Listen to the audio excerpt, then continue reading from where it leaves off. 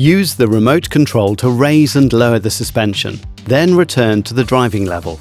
It works even with the ignition off as long as there's air in the system.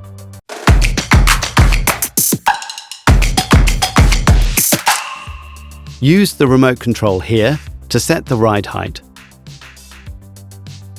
This is the up control with its activation light. And this is the down control with its activation light. To store a height, press the button for at least 5 seconds. And to retrieve the memory, press for 3 to 5 seconds. After changing from the default driving position, press this button to return the vehicle to the right height.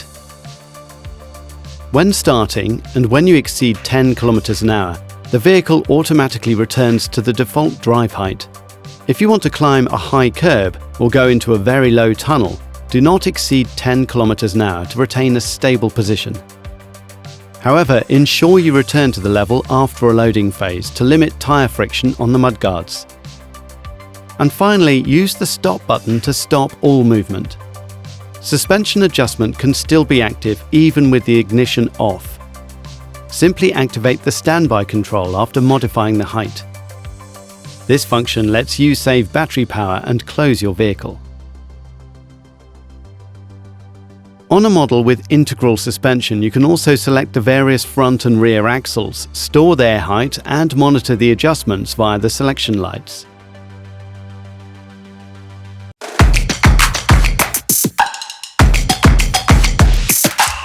On a model with lift axles, press the top of the switch to lift the axle. The indicator light on the dashboard comes on. Press the bottom of the switch to lower the axle. In auto position, the axle lifts automatically above 5 km an hour if the vehicle is lightly loaded. The load shedding control optimizes vehicle traction. Press the button once to load the axle to maximum. Press again to overload to gain more traction and get out of difficult situations as long as you keep below 30 km an hour.